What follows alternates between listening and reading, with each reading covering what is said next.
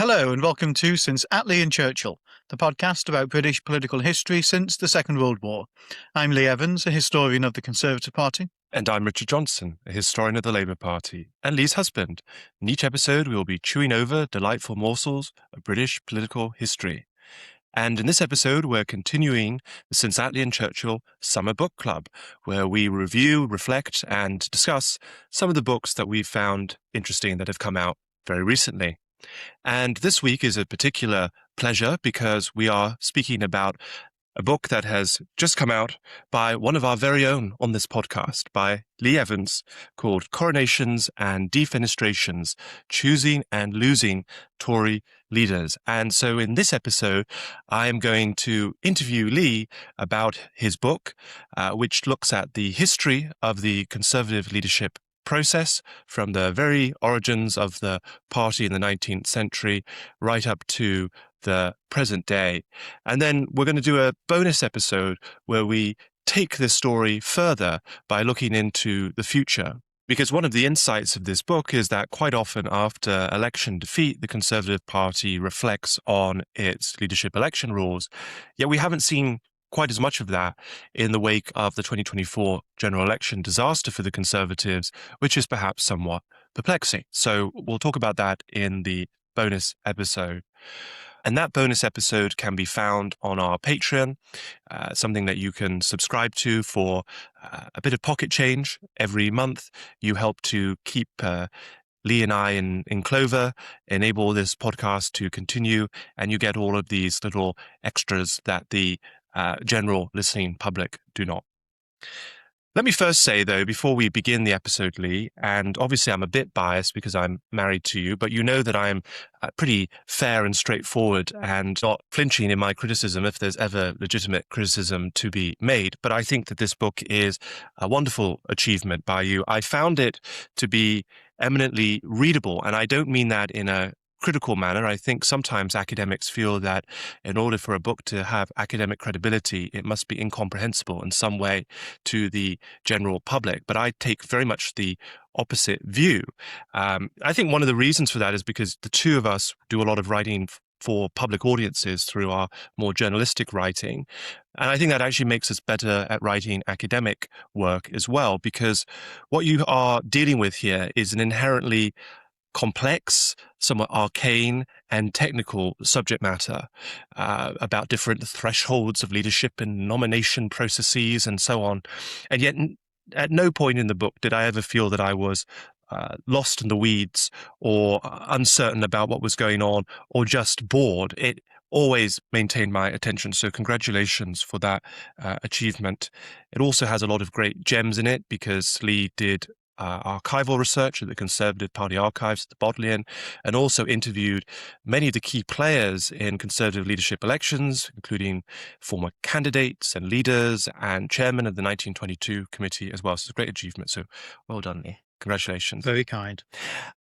This book also reminded me, putting on my hat, my other hat, which is as senior lecturer in US politics at Queen Mary, it reminded me of literature that came out in the 1980s and onwards in America about the Democratic Party and then Republican Party's efforts to open up the presidential primary process. Right up until the 1960s, the American political parties chose their de facto leader, they don't have leaders, de facto leader, basically through almost a process of emergence, which we're going to come on to. And then there was a revolt by the party grassroots in the 1960s against this, and the parties opened up the selection process for presidential candidates in the 1970s and 80s. And probably the best book on this is Nelson Polsby's book, The Consequences of Party Reform. Polsby was a critic of party reform and believed that it would have all kinds of unintended consequences. And I think Polsby would be quite satisfied with his work looking at the way in which Donald Trump's faction was able to take over the Republican Party. And in many ways, I see this as sort of the British Conservative equivalent of the consequences of party reform. Now, one of the big insights, I think, from this book is that you are always careful to make a distinction between theory and practice. And I think that this is something that a lot of commentators on British politics don't really pass out as much as they should.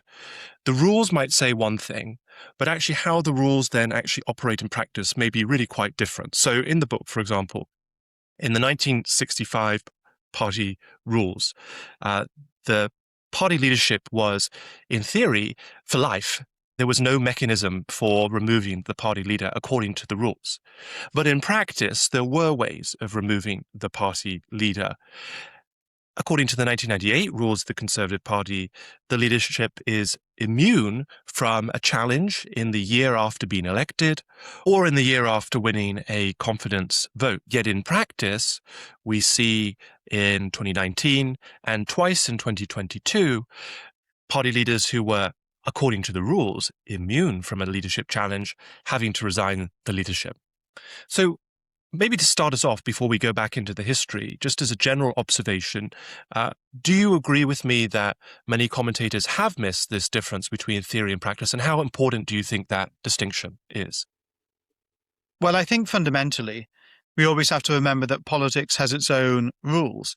And even if you try to codify a certain set of rules, they always have to be embedded in political reality. And when they're not, political reality will trump whatever is in a party rulebook. So one of the examples that you gave there, I think, is important. So under the current Conservative Party leadership rules, as have been practiced now since 1998, of course, we have this confidence vote system where if a certain percentage of MPs write in to the chairman of the 1922 committee, they can get a yes or no vote on whether or not that leader stays on. And if the leader wins that vote, which is what Theresa May did in 2018 and Boris Johnson in 2022, then they have this theoretical period of immunity. But there is really no such thing as political immunity. If the political mood turns against you, as Boris Johnson said when he resigned, when the herd moves, it moves. And just because the rules say that you are immune, it doesn't mean that in practice that you are. And one of the issues I often have with any attempt to try and codify or write down a set of rules that are meant to reflect a political system or political reality is that writing down the rules doesn't fundamentally change the way in which politics works. And one of the key themes throughout all leadership challenges is that if a party leader loses the confidence of MPs, well, their leadership is effectively over, certainly within the Conservative Party, irrespective of whether they're in an apparent period of immunity or not. You quote Arthur Balfour, who was Conservative leader from 1902 to 1911, as saying at this point in 1922, so when he was a sort of grandee, looking back, he said, "It is not a principle of the Conservative Party to stab its leaders in the back, but I confess it often appears to be a practice." And I thought that's really quite a striking quote, given everything we've experienced in the 2010s and 2020s, that this man who was leader over a century ago was making observations that feel very resonant with the politics of today. So is there something rather inherent in the character of the Conservative Party in particular that is regicidal and backstabbing? Or is this just more generally true of political parties? Well, Balfour's an interesting person. From the time at which he's a party leader, it's his lack of success rather than his success which really defines him. So he takes over from his uncle, the Marquis of Salisbury, in 1902. Bob's your uncle, Robert Cecil, his name. Yeah, exactly that. And he then fights 3 general elections, and he loses them all. In fact, the first one is such a landslide defeat for the Conservatives that Balfour even loses his own seat. And so it's hardly surprising that this leads to discontent, and eventually he resigns as party leader. And then there has to be a decision about who will lead the party in the House of Commons in 1911. We're then about a decade or so on when he makes this comment about being stabbed in the back. And that's also at a particularly difficult time for the Conservative Party in 1922. It's famously when the Carlton Club meeting happens. We don't have time to go into all of the detail of that, but basically the Conservatives led in effect by Austin Chamberlain, are propping up David Lloyd George, a Liberal, in government. You have a majority of Conservative MPs in that government who are keeping a Liberal in office, and there is growing discontent within the Conservative Party about it. And this leads to one of the most dramatic events in early 20th century Conservative history, the Carlton Club meeting in October of 1922, in which Conservative MPs rebel against the judgment of their leaders and side with one of their former leaders, Andrew Bonar Law, and one of their future leaders, Stanley Baldwin, in ending the coalition. And so Balfour is speaking in a context in which there's basically been this backbench rebellion against the party leadership in terms of staying in coalition with David Lloyd George. I think it's pretty unfair to characterize any of that really as stabbing a leader in the back. What I actually think defines that period rather more is that the leaders are often quite entitled in terms of the way in which they think about the leadership. The view that they often have is that the leader leads and the party follows, and they forget the somewhat delicate dance of persuasion rather than just cajoling that party leadership always has to be. So I think Balfour's comment is perhaps a little unfair. And ultimately, there always has to be some way in which leaders can be held to account by their own party and by their party's MPs.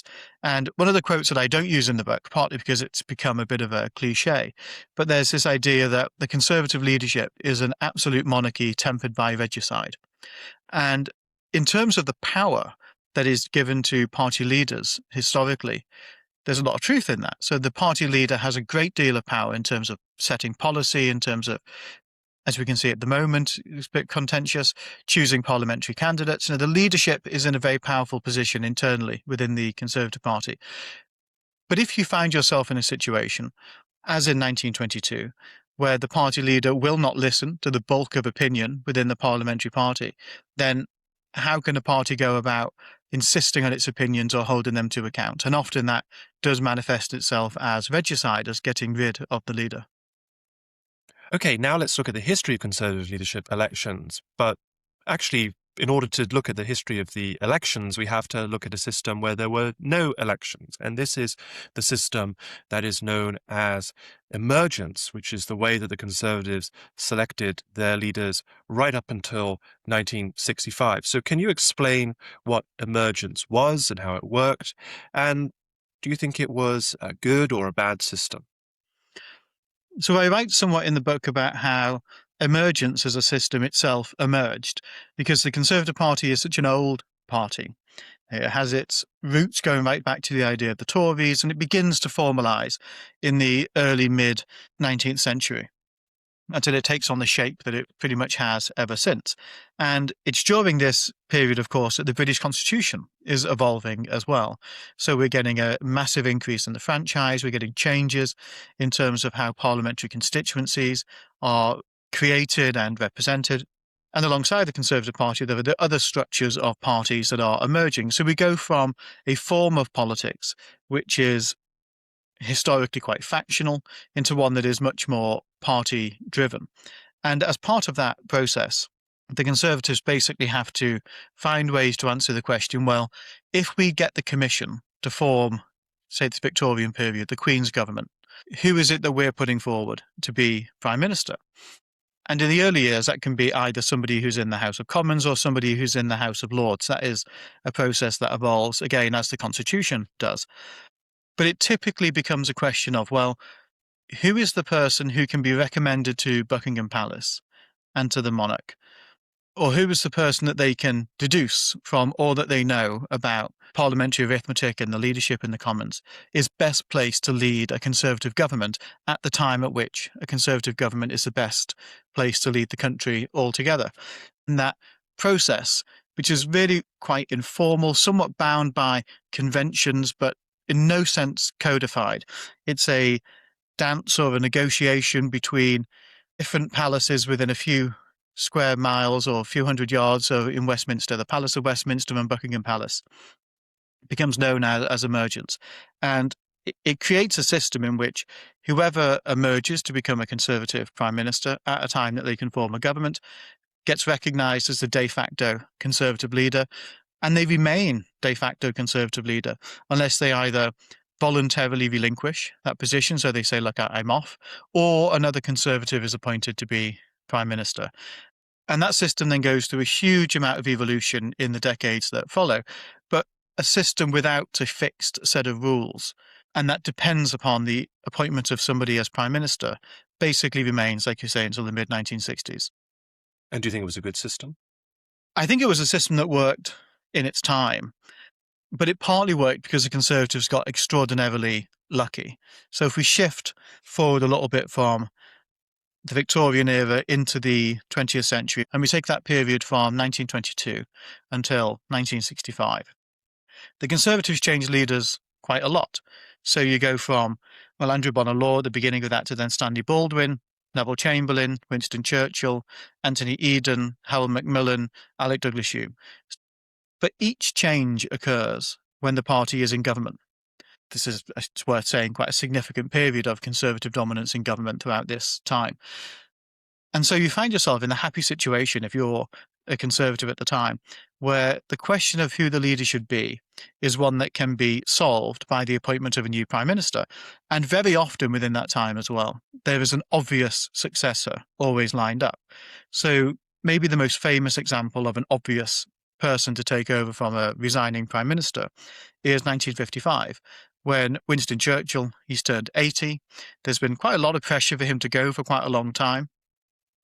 And really, for more than a decade, Anthony Eden, the Foreign Secretary, has been the person that everybody expected to take over in Buckingham Palace, in the media, and importantly, within the Conservative Parliamentary Party as well. So when Churchill goes, Eden's invited to the palace, he forms a government. There's basically zero controversy over that pick. And so long as you get lucky and you have a party that's very often in government and pretty uncontroversial changes of leader, then emergence can function. But if you find that you're out in opposition quite a lot and you can't depend upon appointing a prime minister to pick a leader, or if you find that actually there are very contentious leadership handovers where there's lots of rivals who are trying to assert their claim to take over the party leadership, then its inadequacies can be really easily exposed. So this system almost inescapably involves the monarch at various points. And that might be said to be one of the weaknesses of this system, particularly as the monarchy has evolved to remove itself more and more from day-to-day politics. And one of the things that's interesting in the book is you talk about a couple of instances where the monarch basically declines to appoint the front-runner candidate who is emerging as the most viable Conservative leader. George V declines to appoint Lord Curzon as Conservative leader in the early 1920s. George VI, his son, declines to appoint Lord Halifax as Prime Minister in 1940. Curzon and Halifax probably were the consensus choice of Conservative parliamentarians, and yet the monarch declined to appoint them. Why was it that those kings declined to appoint those men, and does that expose something of the weaknesses of emergence? Well, if we focus on 1923, and that's when George V appoints Stanley Baldwin as Prime Minister, that's probably makes most sense, is it's more straightforwardly about the status of potential leaders and which chamber of parliament they sit in. And really the most important thing to think about in the years leading up to that are the rise of the Labour Party, a party that is not well represented in the House of Lords at all, and of course is explicitly set up to try and represent more working class opinion within the country. And you also get the Parliament Act in 1911, which really confirms for certain that the House of Commons is now the dominant chamber over the House of Lords. The House of Lords loses, in effect, its permanent veto over the House of Commons. And so by, say, 1923, when Andrew Bonar Law resigns in ill health, he's dying of throat cancer, and there has to be the appointment of a new Conservative Prime Minister, the King finds himself in a position where many of the most senior recent Conservatives actually walked out of government in 1922, when there was that Carlton Club meeting that ended the coalition with Lloyd George. So some of the most prominent Conservatives in the country, people like Austen Chamberlain, are out of the running because they've taken themselves out of it as they walked off in a strop, you might say, in 1922. And so you have the Foreign Secretary, Lord Curzon, in the House of Lords, who is one of the best qualified people to be prime minister imaginable. He's been at the front line of British statecraft for decades by this stage. Or you get the Chancellor of the Exchequer, still a relatively unknown MP called Stanley Baldwin, who nobody really thought for a very long time was going to be party leader. By the time Lord Curzon ceased to be Viceroy of India, Stanley Baldwin still wasn't even an MP early on in the century. He had not been a big figure for all that long. If they were both put in front of the king and you had to choose a leader just based on their merits for leading the party in the country, I think people would say that Curzon was the obvious choice, notwithstanding some grave doubts about his leadership style and his personality. But I think you would say that he is by far and away the best qualified choice. But because of the now clear dominance of the House of Commons through the Parliament Act, because of the rise of Labour, the king increasingly takes the view, and even pushes back against his own advisers on this question, that actually the Prime Minister has to come from the House of Commons. And that is why Stanley Baldwin gets picked. So the key point about that is that the Conservative processes and the conventions that surround them are evolving really hand in hand with the British Constitution around this time, and having to respond to the different political reality of the way in which Britain is governed. But then Elizabeth II does something that neither her father nor grandfather were prepared to do, which is to appoint a peer as the leader of the Conservative Party under this emergence system, and that's Alec Douglas Hume, Lord Hume, Earl of Hume. And this is also the end of the emergence system. It's the last selection of a leader through emergence. So can you talk a little bit about how the emergence system unravels in the 1960s? Yeah, so one of the themes in the early part of the book about emergence is basically the way in which Buckingham Palace wants less and less to do with the choice of who a party leader is going to be. And by the middle of the century, the Conservative Party is really out of kilter with the other parties in Britain. So Labour elects its own leader internally in the House of Commons. It doesn't depend upon a process of the monarch appointing a prime minister to choose them. And basically what Labour is doing is increasingly the preference of Buckingham Palace. One of the Queen's courtiers says at one stage to a party grandee, "You're the party, you decide, tell us who to appoint, and then we'll call them to the palace to become prime minister." And so by 1963, really, the monarch doesn't really want to be playing an active role in this at all. It just wants the party to make a decision. What becomes very difficult in 1963, though, this is when Harold Macmillan resigns and the party has to find a new leader in government again, is a few things. One, that there are lots of potential successors. So you have somebody like Rab Butler, who is a de facto deputy prime minister. You have Reginald Maudling, potentially the Chancellor of the Exchequer. You have Lord Hailsham. In some people's mind, you also have people like Ian MacLeod or Ted Heath. There's a lot of names that are doing the rounds at this time about who could lead the party. So it's not going to be one of those cases where the monarch just gets given a really obvious name. There's some sort of battle, some sort of internal party struggle that has to be gone through for a name to be chosen. That battle becomes extraordinarily controversial, and the way in which Harold Macmillan, as the outgoing leader and prime minister, handles that becomes incredibly controversial. But it leads, like you say, to the emergence of a member of the House of Lords, Alec Douglas Hume. And you could say, well, that's the Constitution going into reverse, that suddenly we're getting peers appointed in a way that had previously been ruled out.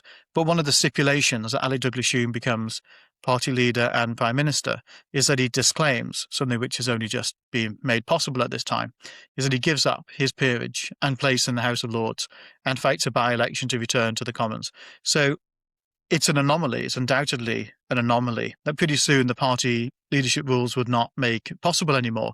But it is all on the basis that he, in fact, returns to the House of Commons. And although Alec Douglas Hume became prime minister as a peer, if he had subsequently lost the election to the House of Commons, he would have resigned as prime minister for sure. You say that the Conservative leadership system becomes more and more like Labour's system, but it is rather curious, and you made this point in a recent podcast we did, that Labour has just elected a leader and prime minister largely through the process of emergence. So Andy Burnham has become Labour leader much in the way that previous Conservative leaders under the emergence system may have just been known to be the the right person at the right time to become leader and prime minister. And I think that's really the first time in Labour's history since the 1930s. After Ramsay MacDonald's resignation, it was obvious that Arthur Henderson would become leader, and he became leader unopposed after MacDonald. And then Henderson sadly then lost his seat in the ensuing general election, 1931, and he was replaced by George Lansbury. And Lansbury was also unopposed, and it was pretty obvious that Lansbury was the most experienced Labour MP who had survived that catastrophic 1931 election. And so basically he emerged. But since then, Labour really hasn't had this emergence process, but we've come back to it in 2026, which is quite interesting.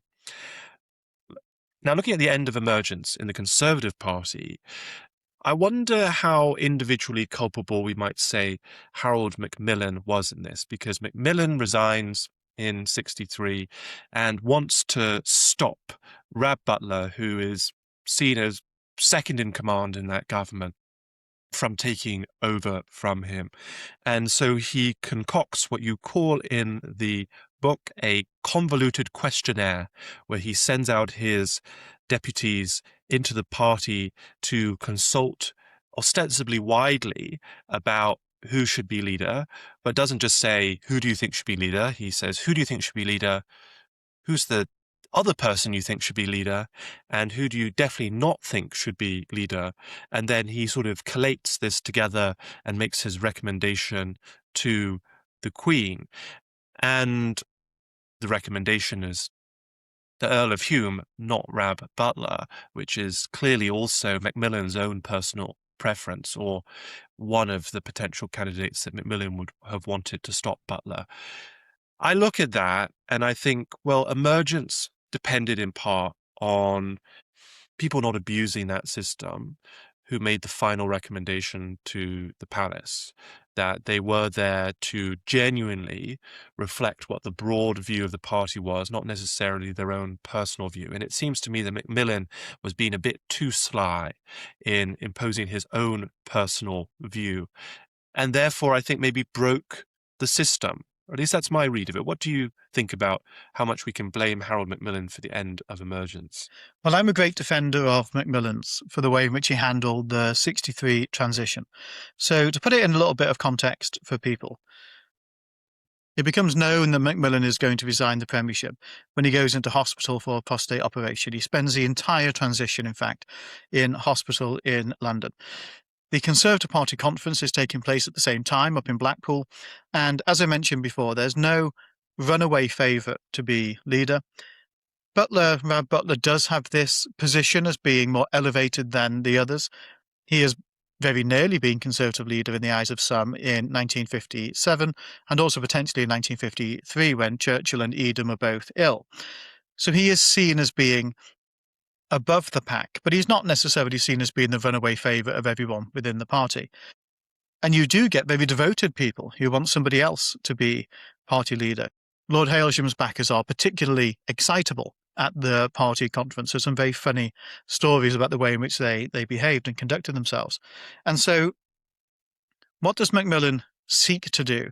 Well, if you want to be defensive of Macmillan, you would say that he tries to have actually the most democratic transition of power under emergence ever. So that complex questionnaire that you described, that is a question that is asked of MPs, that is asked of the cabinet, that is asked of members of the House of Lords, and that is asked of the party grassroots. It's not done formally. It's not tallied up in a way that can be checked and accountable and overseen by independent verifiers. It's quite a loosey-goosey, unstructured consultation. But nevertheless, it is a much greater consultation than there's been in the past. You go back to 1955 when Churchill resigns and Eden comes in. There is basically no consultation of anybody because it's seen as so obvious.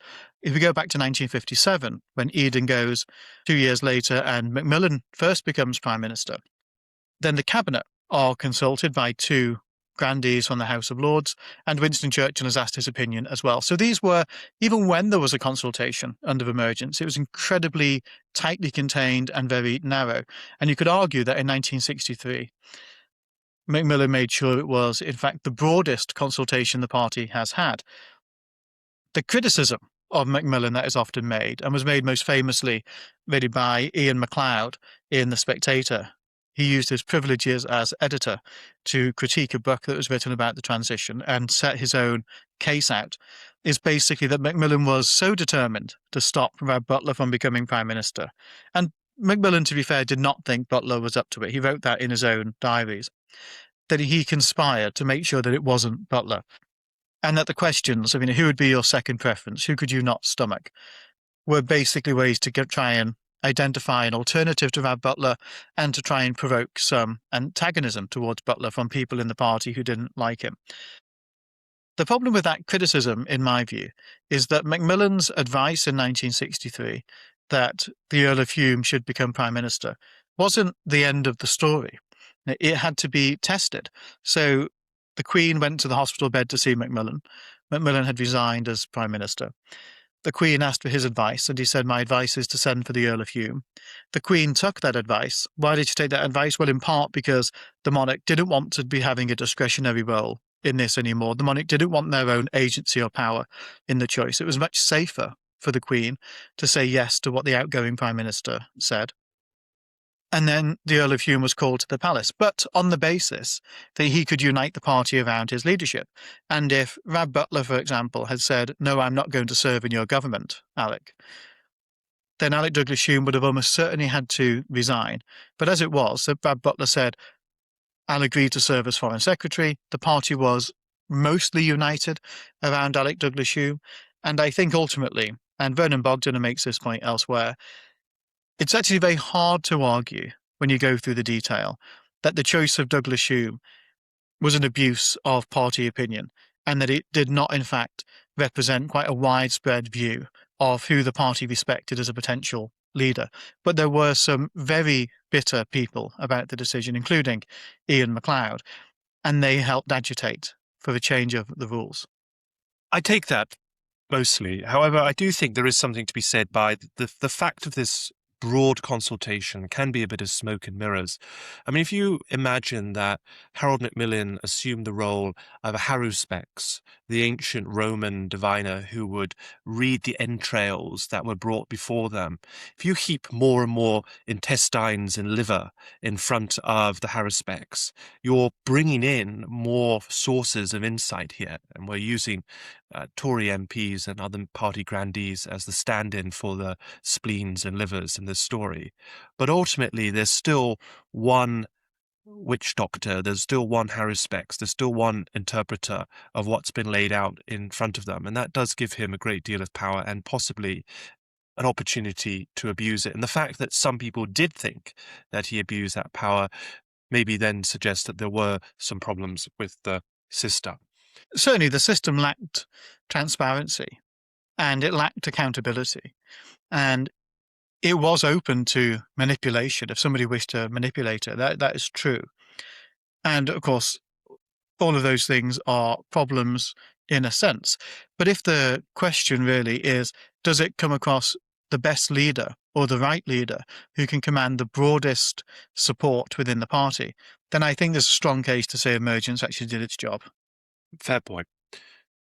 So we move on. Alec Douglas Hume becomes Conservative leader. He loses the 1964 general election.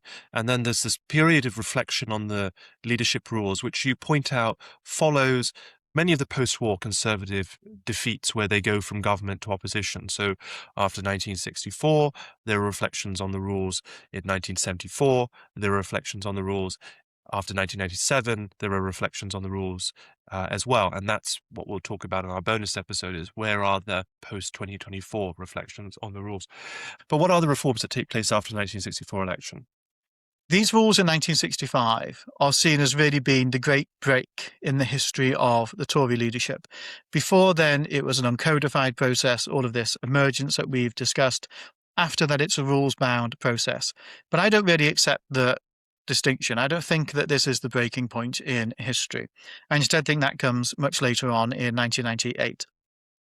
What I see the 1965 leadership rules as doing is being an attempt to try and summarize quite briefly and codify somewhat unusually the way in which the system was meant to work anyway. So There's a committee of party grandees that comes together, chaired by Douglas Hume as party leader, and it comes up with the following criteria. First of all, that party leaders have to be nominated, or aspiring party leaders need to be nominated by members of the House of Commons, that only MPs can now stand for the leadership. So Douglas Hume basically rules out, with these leadership rules, any repeat of what happened with him in the House of Lords. That once there's a validly nominated field of candidates, that there will be a ballot, that in order to win on the first ballot, a candidate must get more than 50% support and lead the second place candidate by more than 15%. The reason for that basically is it's a chance to try and say, is there somebody that you overwhelmingly favour as a parliamentary party? And if there is, then we make that person leader. And the 15% margin is so that if there's just a two-person contest, a 51-49 isn't seen as being majority support. It has to be a sizable margin over the second-placed candidate. If nobody wins on the first ballot, and it's worth saying nobody ever won on the first ballot under these leadership rules in an open contest, there's a different question about challenges to the leadership, which we'll come on to. But an open contest, it was never settled on the first ballot. There would be a second ballot. All of the nominations from round one were voided. If you wanted to stand again, you had to be renominated. Importantly, new candidates could be nominated at the second round. It wasn't just one nomination window. Nominations totally opened again. And in that ballot, you just had to win 50% support in order to be declared leader. And then if that didn't happen, there would be a third ballot where the top three candidates would go through, and it would be a ranked choice system. The third ballot never happened in the entire history of this rulebook. There was never a case where Conservative MPs were asked to list their preferences. And usually this second ballot would be definitive, or would be made to be definitive. And what I would see the second ballot as being is basically, if the first ballot says, do you have an overwhelming choice that you want to make party leader? The second ballot basically says, well, you said no, but think again, and why don't you consider somebody you hadn't been considering before? It's like a second attempt, really, to try and find somebody that the party can unite around. And so I really see these rules as being attempts to capture some of the principles that were already there in emergence and put them into a rule book. Yes, I think that was a really important point that you made in the book. You make a distinction between rule changes that are designed to codify existing practice versus rule changes that are designed to change existing practice. And I accept your contention in the book, and the one you've just made now, that the 1965 election rules are in effect to try to keep the core principles of emergence alive, but just in a slightly more structured, transparent, and ultimately therefore more accountable way. And also what this system fundamentally preserves is the idea that the leader must command a majority, and in fact an overwhelming majority of Conservative MPs in order to get elected. And that is the principle that then is taken away from 1998, which we'll come on to in a bit. So the 65 rules come into effect. MPs vote for their leader by secret ballot. Those tallies are published, but not how MPs voted. There is a sense that the MPs are consulting with the wider membership. In many ways, it looks quite a lot like the Labour leadership process, which has existed in a fairly formalised form from the election of Ramsay MacDonald as Labour leader in 1922, right up until Labour changes its rules after 1980, Michael Foot being the last elected under that system, where basically it's a selectorate of MPs, but MPs are expected, or it's hoped that MPs will consult the wider membership to get a bit of a steer as to where they should go. Lee, you've looked for this book in the archives of the Conservative Party. You've read through all these papers and documents discussing these rule changes from the 1960s. To what extent did you see that the Conservatives were deliberately learning from the Labour Party in the drafting of their rules? I didn't find any evidence of that, to be honest. You do find comparisons about the 1998 leadership rulebook, which we'll discuss. you do find the party at that stage being compared to Labour, but not really at this time, not certainly anything that I could find. Certainly the great view of Douglas Hume and the other people on the committee is that the authority for a party leader must now come from the House of Commons. And if any of that authority or if any of that support is lacking among MPs, you cannot make up for it by being particularly well supported by the party grassroots in the country. I mean, that is very strongly Douglas Hume's view. But nevertheless, there is pressure to consult the party grassroots even at this time in the mid-1960s. And that's not because of a comparison with Labour that I could see, but it's really because of the strength of one of the internal party organisations. There's a speech that Harold Macmillan gives in the 1980s, where he says with this by now fading voice of his, that this is the party that Disraeli made. And it's true in many ways. Disraeli did make the modern Conservative Party, certainly at the institutional level. And one of the institutions that emerged in the mid-late Victorian period is the National Union, which is what brings together the grassroots parts of the Conservative Party. And it has its own executive, it has its own chairman, it has its own leadership who are there to represent the party rank and file, or the extra parliamentary party, as these things are often called. And they are involved in this process. They have representation on the committee that's drafting the rulebook, and they very, very strongly want there to be a voice for the grassroots in the process. They get rebuffed, the idea is rejected, but there is inserted into it this sense that MPs and the party would consult the senior members of the grassroots, the area chairman, the constituency chairman, before they cast their vote. So there's no role, there's no power for the party grassroots or membership in this process. But the idea is that by the time the MPs are having the decisive say over who leads them, the voice of the membership will be echoing in the back of their mind.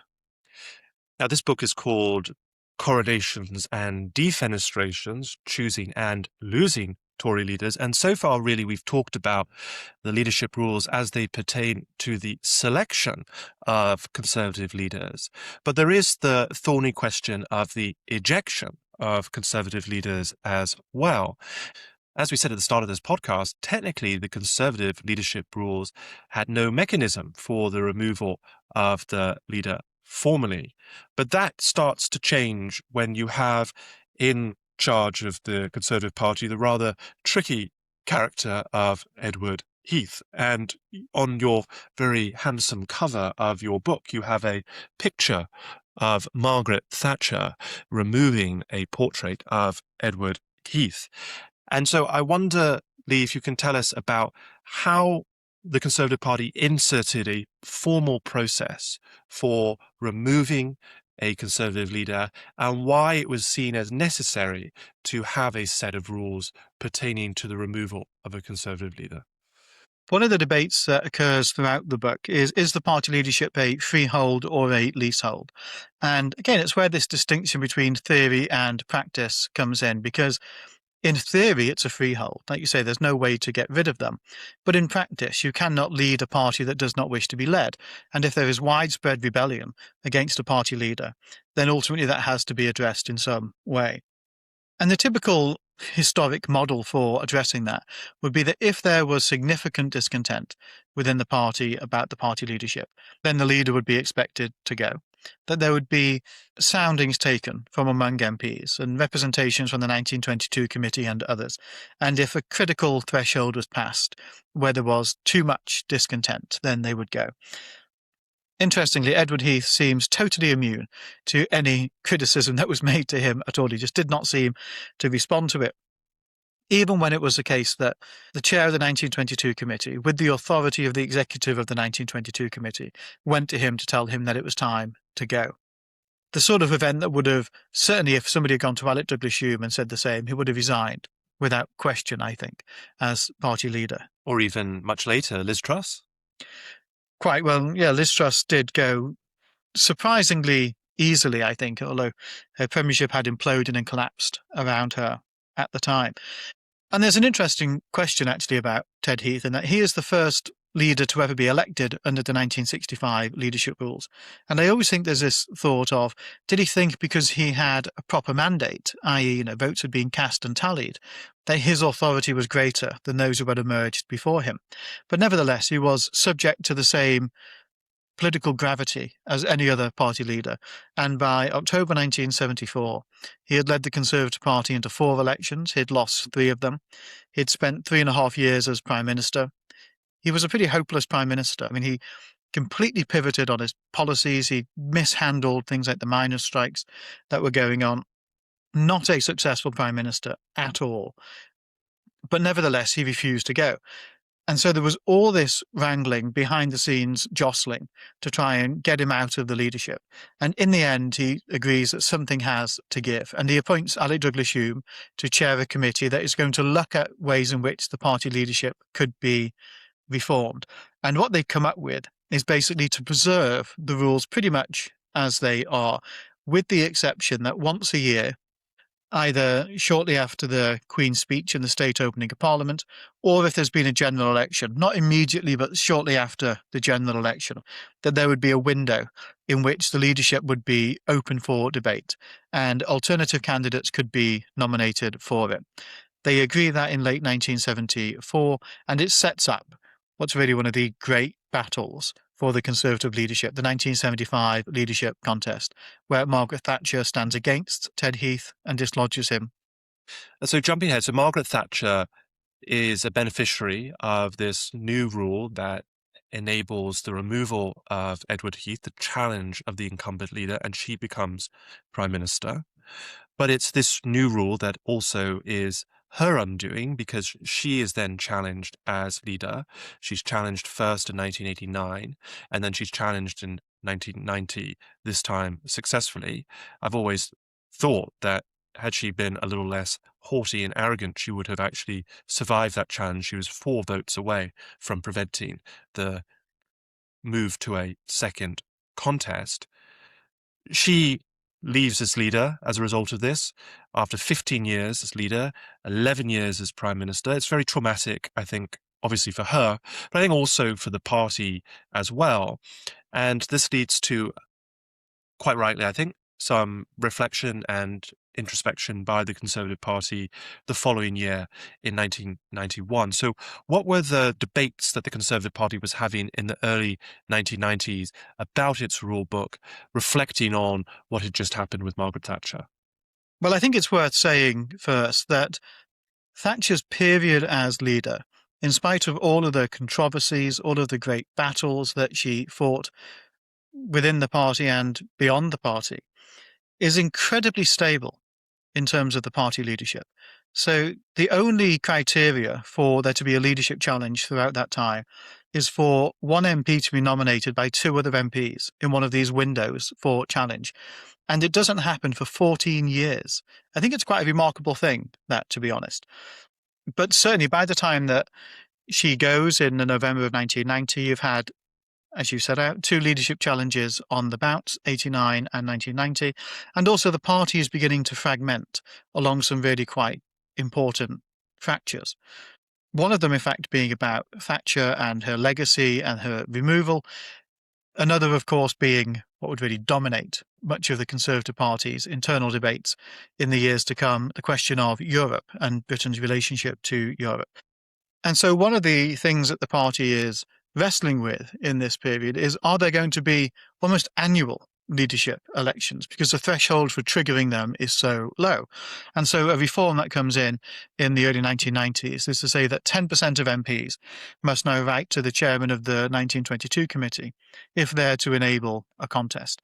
So you raise the threshold for how much discontent there must be with the leadership before you have this open fight.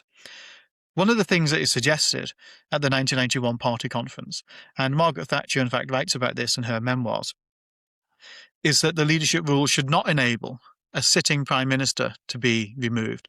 But importantly, and there's an open question as to whether or not the rules should factor this in. We'll discuss that on the bonus podcast. The Tory leadership rules have never distinguished between whether or not the party is in government or in opposition. Obviously, that was a key distinction under emergence, because you had to be in government really to appoint a new party leader. But from 1965 onwards, the rules never made that distinction. Yeah, and it's, again, it's another comparison with Labour, where the Labour rules from the 1920s until 1980 allowed for annual leadership elections, just 2 nominations to challenge the sitting leader. Clement Attlee, of course, is Labour leader for 20 years, from 1935 to 1955, and never once faces a leadership challenge. Hugh Gaitskell faces 2 leadership challenges while he is leader, but Gaitskell was much more of a divisive leader than Attlee. Attlee very much believed in that broad church. And then Harold Wilson, who was leader from 1963 to 1976, in that entire period also didn't face any challenges either. So I think that even though, as you say, that sometimes having a very low threshold for challenge can also put off people in a strange way, because I think by not having a higher threshold, you don't have an opportunity for a challenger to demonstrate through the nominations that they have this wave of support behind them. And so it's actually in the gathering of nominations that momentum can build against figure as well. 1997, the Conservatives have a cataclysmic election defeat, really only paralleled with, in recent times, 2024, or surpassed, I suppose, by 2024. And this leads to really quite profound reflection on the system of electing the leader then. And as you said already, Lee, you view 1998, the reforms that the Conservative Party brings in 1998, as the critical juncture, the key change in the nature of the Conservative leadership selection. And I was struck by one thing that you wrote in the book, where this is again through your archival work, where you found in the 1960s David Butler, the very long-standing psephologist at Nuffield College, writing to the Conservative Party, writing to Douglas Hume and Humphrey Berkeley and people like that involved in the rewriting the rules of the Conservative Party in the 1960s, where he says the representation of non-MPs in leadership selection, quote, should be cut to the very minimum. As far as possible, the possibility of the majority of Conservative MPs being outvoted must be eliminated. Very, very sensible advice from David Butler. Why did the Conservative Party forget this advice in 1998? So I think 2 things are really relevant about 1998. One of them is the extent of the beating that they get in the general election. So the year earlier, the Conservatives lose all of their MPs in Wales, all of their MPs in Scotland, lose a lot of their MPs in swathes of Northern England. They're down to about 165 members of Parliament. And that poses a genuinely very important question. What is supposed to be a national party? In fact, a party whose UK-wide qualities are meant to be so integral to it that it technically calls itself the Conservative and Unionist Party. And so there is an emerging view among some people in the Conservative Party that actually the party membership, which at the time numbered around about 400,000, was more representative of the country than the parliamentary party was. That was part of what's going on in the aftermath of that election. And the second thing that I think the party really forgets, and it's in some ways not surprising because it's the furthest the Conservatives have been from office in a very, very long time, is that fundamentally governing requires that you can command the support of the vast majority of Conservative MPs in the House of Commons. Really, the relationship between party leader and MPs is ideally what you're trying to replicate is the leadership model you would have between a prime minister and MPs, where the level of support in Parliament is absolutely critical. So the party really forgets both of those things. And that's why I think it's really the great break in the history of the Conservative leadership. And in fact, I break the book into 2 sections. The first half is everything that comes before 1998, which I describe as like the ancien regime. And then part 2, I call after the revolution, because I think that's really the defining change in the party's history.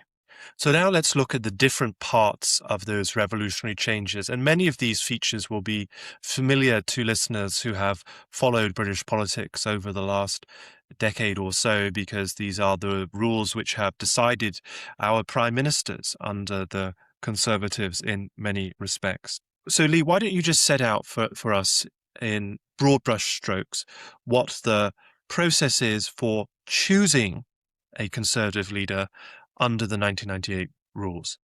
So the 1998 rulebook basically divides the responsibility for choosing a party leader between members of parliament and party members. So the role of members of parliament is to nominate the party leader, so they still are responsible for identifying and giving enough support to candidates to get them on the ballot. In the early years, that remains just 2 MPs. In the subsequent years, it would vary a great deal. And in October of 2022, it was as high as 100 MPs to be nominated. But that's still very much the function of MPs. And then members of parliament would ballot in a series of ballots to identify the top 2 candidates. And then those top 2 would go out to the party membership, and the party membership would have the final decisive say over who leads the party. So that's a process that the party now has. A key change that this necessitates is actually to how you handle the question of removing confidence or removing support from a party leader. Because if there's no longer going to be this annual window for elections just of the parliamentary party, in which they could either give their support once again or remove their support to the current party leader by backing somebody else, then you need a different mechanism. And that gives birth to the confidence vote system, whereby if 15% of Conservative MPs write to the chairman of the 1922 committee, that threshold has changed subsequently, then there will be a vote of all Conservative MPs on whether or not that person should remain as leader or not, set at a 50% threshold for success.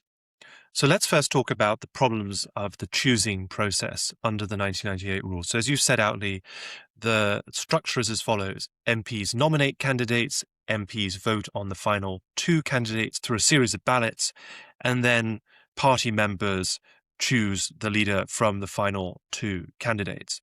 This, to me, seems a very poor system, although it's similar to the system that Labour has as well, but I also think that Labour system is very poor. And for me, the fundamental problem here is that this system allows for a person who lacks the confidence of Conservative MPs to become their leader.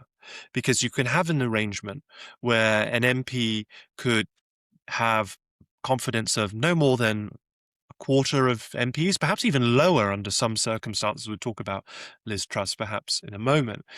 And then the party members have a diametrically opposite view of who the leader should be, and that leader is imposed on the party. This, of course, has not only happened in the Conservative Party, but it's also happened in the Labour Party with Jeremy Corbyn. And this, I think, is very flawed for our parliamentary system.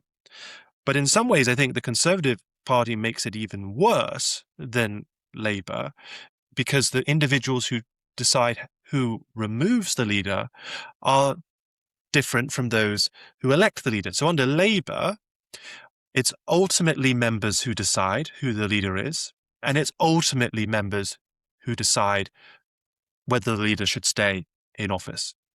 So Jeremy Corbyn was imposed on MPs by the membership, and he was kept in after a leadership challenge by the membership against the will of Labour MPs. Now, I don't think that's a good system, but at least it's the same people making the decision on both ends. In the Conservative process, you've got members deciding who becomes the leader, but then you have MPs who are the ones who have the exclusive power to remove the leader. And this adds, therefore, I think, to that instability that we have seen among Conservative leaders in recent times. Would you agree with that characterization of the differing levels of confidence that are required under the Conservative rules? Well, I think the fundamental mistake that the party made in 1998 is it forgot that what you want to try and do when you're choosing a leader is to find the person around whom the greatest number of people can rally. That was the historic wish under emergence, but also the 1965 rulebook with the 50% and the leader 15% being required. what happens with these rules is that you could find yourself in a situation where 60, 70, 80% of MPs all favoured one person. But so long as somebody else can be nominated, then there will be a ballot of the grassroots. Now, in practice, that person may decide then not to contest it because they would worry about leading the party. There's suggestions that's what Andrea Leadsom thought in 2016 when she withdrew from the contest. But at least as these rules are written, the Conservative rules guarantee a contest so long as two people can be nominated, irrespective of what the breakdown of opinion is within the parliamentary party. And then the grassroots could choose the person who has the least support among MPs. So it's really setting up a recipe for chaos. And you're right, it's arguably a silly thing to have a system in which one group of people chooses and another group of people removes a party leader. The one thing I would say in defence of the 1998 rulebook on that question is that the rules do say that if you are removed as Conservative leader or you resign as Conservative leader, you cannot stand in the race to be your own successor. So you couldn't have, say, the 2016 Labour leadership contest happen in the Tory party, where Labour MPs basically want to remove Jeremy Corbyn and in an unofficial confidence vote in Labour express their no confidence in him. If that happened in the Tory party, he would have been barred from standing in the next leadership contest and couldn't then have been reimposed by the party grassroots, but they could nevertheless be imposed upon MPs with very low thresholds for support. And the most striking example of that in recent years is probably summer of 2022 and Liz Truss, where in the first ballot of MPs in 2022, Liz Truss only received 14% support among MPs and yet could go on to win the entire contest, which is just fundamentally an unstable foundation among the parliamentary party to try and lead it in government. But that's why I think the Conservative rules are worse than Labour's, because although I don't like the idea that the members impose the leader on the MPs, under the Tory rules, the MPs can just think, well, the members can vote for who they like, but then we can just get rid of them. And the members won't be able to save that person. And so it encourages more instability. Under Labour's rules, basically after Jeremy Corbyn proved in 2016 that he had solid support from the membership, Labour MPs gave up on the prospect of removing him because they knew that under any future leadership challenge, Corbyn would be reimposed on them. And so actually that created a degree of stability in the Corbyn leadership for the years that remained, which is not the case under the Conservative Party. Now, one of the other problems with this process of selecting Conservative leaders, which is different from Labour, is whereas under Labour, MPs have to gather a set of nominations, and if they receive a certain percentage of nominations, they are on the ballot. Under the Conservative rules, it's this whittling down process to the final two. But as you write in the book, and as you have gleaned through quite high-level interviews with the main players in recent Conservative leadership contests, this leads to MPs voting sometimes dishonestly as a way of putting in the final two their favoured candidate plus a candidate who they regard as a very weak candidate. But that, of course, becomes a hostage to fortune, because then that very weak candidate may actually become the leader. So can you tell us a little bit about this kind of dishonest voting in the whittling down process? Yes, so the Tory leadership ballots are secret ballots. Nobody knows who MPs vote for. Nobody even knows who MPs nominate, although very often MPs will declare who they are nominating. And leadership candidates will want them to be public as well to give them that sense of growing momentum. But because the ballots themselves are secret ballots, then you can, like you say, have this situation in which people try to engineer the best outcome. Something you can only generally do from a position of strength. So if we think about one of the most discussed attempts to engineer an outcome, that's the 2019 contest, when it ends up being a Boris Johnson versus Jeremy Hunt final two. And Boris Johnson, the Leaver, is seen therefore as the overwhelming favourite over Hunt, who had previously backed Remain. The person who was in third place was another Leaver, Michael Gove.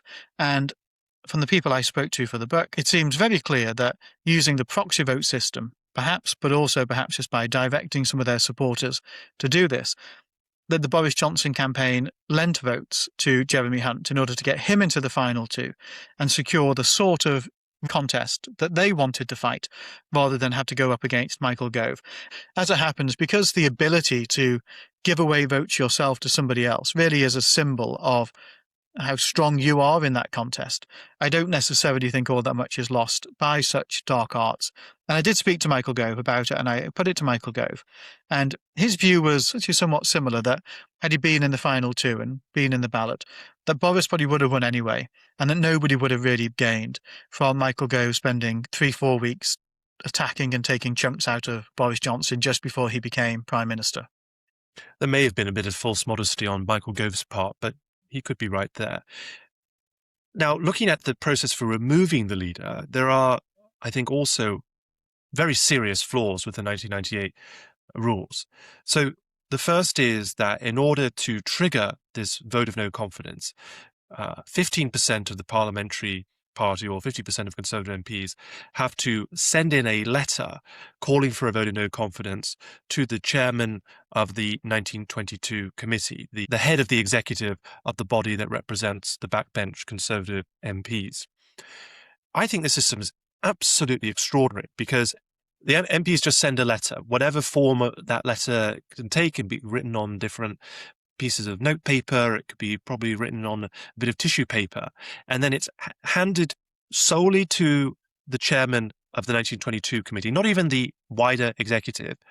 He, so far it's only been a he, has the exclusive ability to look at these letters. There is not even a deputy who countersigns them or takes another look at them. It's only he who knows the number. It's only he who says what the number is.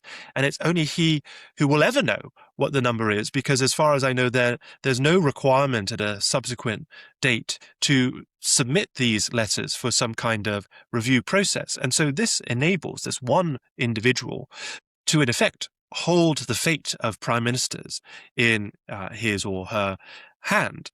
And as you write in the book, this system is very open to abuse because MPs can submit their letters not even by handing them to the chairman, but just putting them in the chairman's pigeonhole. But there's no real way of the chairman knowing that the letter is actually from the MP who it is said to be from. And you write about in the book where there are obvious cases of forgeries of letters that are sent to the chairman of the 1922 committee. And in the book, you write the chairman says, Michael Spicer, who has passed away, but wrote a memoir that you draw from, says that he was able to sniff out the forgeries. Well, how does he know? I mean, there may have been forgeries that he didn't sniff out. There may have been things that were genuine that he thought were forgeries. That system seems completely open to abuse, in my view. Well, it puts a great deal of trust in one particular person, but that is the person who has been elected by Conservative MPs to carry that burden of trust. And I don't particularly worry about that, if I'm honest, partly because there have been 3 leadership confidence votes in the party's history, and all of them have come at times when it was quite clear there was a very significant rebellion against the leader. In 2003, against Ian Duncan Smith. In that case, when the confidence vote happened, MPs voted to remove him. And then one in 2018 against Theresa May and against Boris Johnson in 2022. And on both occasions, there were votes of around 40%, those last 2 occasions, in order to change leader and get rid of them. So I don't think the process has been abused in that way. My beef with the process, and this really comes from the experience in May's case and Johnson's case, is that 15% threshold seemed to be set at the point at which a significant number of Conservative MPs, way more than a third of Conservative MPs, were discontented with the leadership to the point that they would vote to remove confidence. And if that became evident by the vote, then that would be a very, very serious blow, in my view, a fatal blow to the authority of the leader to carry on. But according to the rules, as long as they got more than 50% favouring them, then they were still able to survive in office. And I just think that's an absolute nonsense in the sense that, in reality, the threshold for surviving as a leader and being able to confidently and competently govern and command the authority of your party is not 50% plus 1. It's really much greater than that.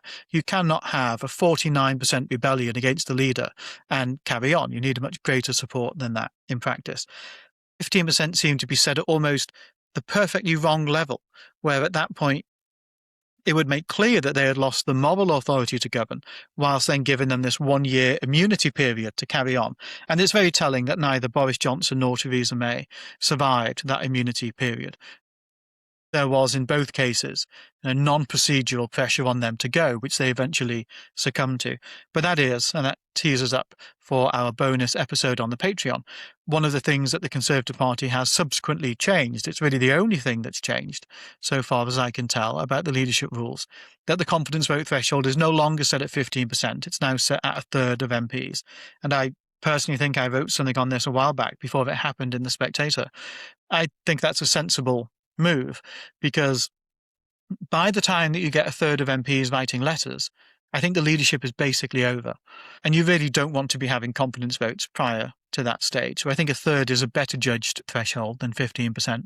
I think it's a very good point you make in the book, that the 15% basically is enough to maim a leader, but not kill them straight away. But they are basically on borrowed time at that point.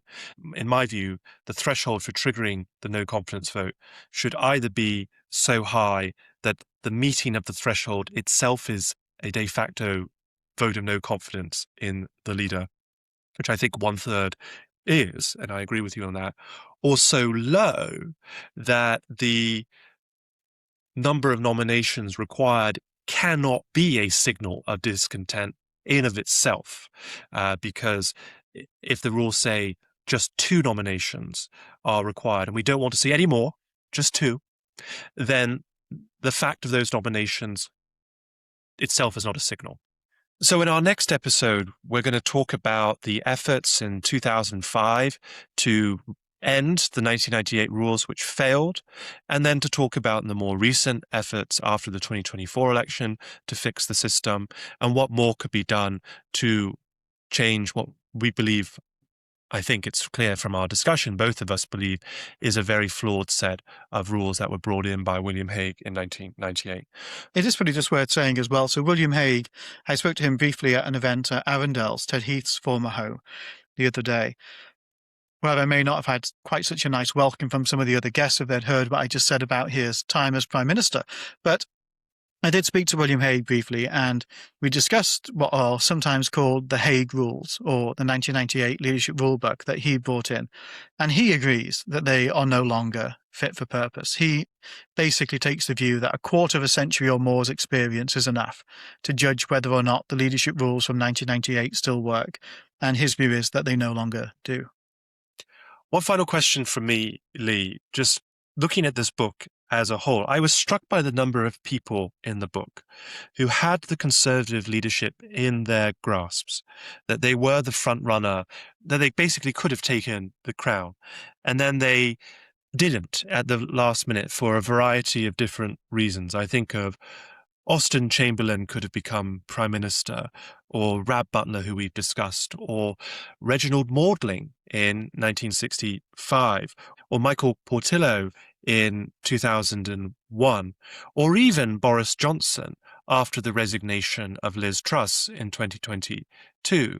And all of them were very close and then didn't. And why do you think that is? Why do you think there are so many examples in Conservative history in your book of people who could have become Conservative leader, but basically gave it away at the last minute? Well, I think each of those examples probably offers slightly different rationales. For example, the Austen Chamberlain one in the early 1920s is one of the great striking mysteries of history, that he could have become Prime Minister at a moment's notice, but instead he dedicated himself to keeping Lloyd George in office and stormed out when Lloyd George left office. So that's a particularly remarkable option. I can't imagine many of his successors doing the same. In some cases, I think, like the Reginald Maudling example in 1965, I think he and his campaign team basically failed to keep up with the way in which the party leadership rules had changed. So they were still trying to seek the leadership under emergence without realizing just how the 1965 rulebook really demanded a different approach, a more professional campaigning approach to trying to win the leadership. But I think what very often happens is that people's judgment of the timing to take on the leadership is often quite faulty. And if you take, say, Michael Portillo, he had a much better chance in 1995 of becoming party leader, and certainly a very good chance of becoming prime minister, given that the Conservatives were in office at the time, than he would ever get since. But he tried to hold back and let somebody else remove John Major, and then he would have moved in on a second round. And I think often, actually, you have to pick your moment to strike and then not hesitate from it. Now, I think we've even seen on the Labour side an example of that quite recently. So for the first 3, 4, 5 months of the year, Wes Streeting was in a much better position to be party leader than Andy Burnham was, just by virtue of the fact that he was a member of Parliament, and it didn't seem that Burnham had a way in. But Streeting didn't move then. He sort of bided his time. And then by the time the contest was opening up, Andy Burnham was unstoppable. And so he lost his moment, and it may never come back. Because really, leadership elections are winner-take-all events. And trying to pick the best moment can often mean that you never have a moment to win at all. The book is Coronations and Defenestrations, Choosing and Losing Tory Leaders by Lee David Evans, our very own Lee of Since Attlee and Churchill. Lee, it's been a great pleasure reading this book and speaking to you about it, both now and in the process of you researching and writing this book. I've learned a huge amount from it. And it's, as I said, a very engaging, lively, and interesting read, not just an arcane and technical one. And I'm very proud of you for writing the book as well. Well, that's very nice. If you'd like to give the book a read, it's available from lots of the usual places, but there's a link in the show notes to a company called Indie Pubs, which supplies books from Edinburgh University Press or Agenda, who are publishing it, among others. And there's a discount code you can use in there to save 30% off it. So if you scroll down to the show notes and look for the link, you'll find it there, and also the code. And if you do give the book a read, I'd be very glad to hear from listeners about how they found it. Well, that's it from us on Since Attlee and Churchill. We'll be back in the middle of the week for our Matters of Interest, so you can listen to us then. And also look out on our Patreon for the bonus episode where Lee and I discuss the prospects for reform of the Conservative rulebook. You have to be a Patreon subscriber to get that episode. We'll see you then. Thanks very much.